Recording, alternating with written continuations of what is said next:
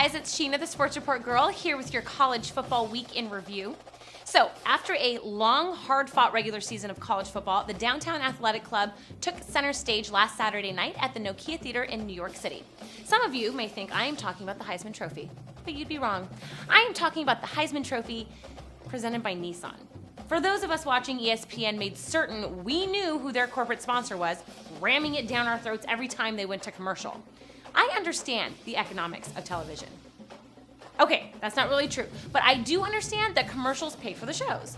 It does, however, seem a little weird to have the highest honor in the most American of sports sponsored by a Japanese automaker. Then again, with America's big three teetering on bankruptcy, it's not likely any of them would have had the money. Heck, a couple of weeks ago, GM cut ties with Tiger Woods, and that arrangement was a lot more profitable than an award show seen once a year. As for the award itself, Sam Bradford of Oklahoma went home with the hardware. He was definitely deserving, as were the other two finalists, Texas's Colt McCoy and last year's winner Tim Tebow of Florida. An argument could be made for each, like McCoy's ridiculously high completion rate, or Tebow's unstoppable will to win. But in the end, Bradford's 48 touchdown passes and 4,400 yards through the air were likely the deciding factors. My only question, though, where was his Heisman moment during the year? You know, that signature play or drive that becomes synonymous with the player himself. Sure, the Sooners were the most prolific offense in the modern era of college football, but I can't put my finger on one of those moments. Many of us will remember the image of Colt McCoy running over the same Rice defender twice while charging into the end zone. And Tim Tebow's moment came when he made that guarantee after the Ole Miss loss, which he completely delivered on every game thereafter. But really, what is our memory of Bradford? His midair helicopter spin diving for the end zone against Oklahoma State?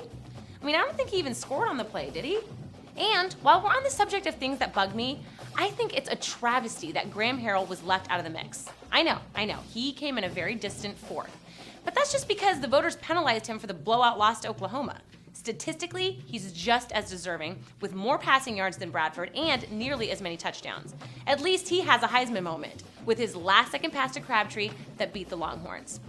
I know, okay, I have been rambling a bit today, but in closing, I would just like to ask, what the hell was Mike Rozier wearing Saturday night? Seriously, it's the 25th anniversary of his own Heisman Award, and that is what he pulls out of the closet?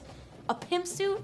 I mean, it's like the tailor made the thing and thought he could stitch like the top half of one really crappy suit to the bottom half of another crappy suit, and somehow the combined effort would be like no longer crappy. No. Next time, Mike, try the Men's Warehouse, okay? Because you might like the way you look, but the rest of us don't. All right, guys, there is a bunch more I wanted to get into, but I will save it for next week. Do me a favor, though, and leave your comments on how you think the Heisman turned out. And if you haven't yet, subscribe, rate the show amazing, 5 stars would be good, and please send us your friend requests. All right, see you back here next week.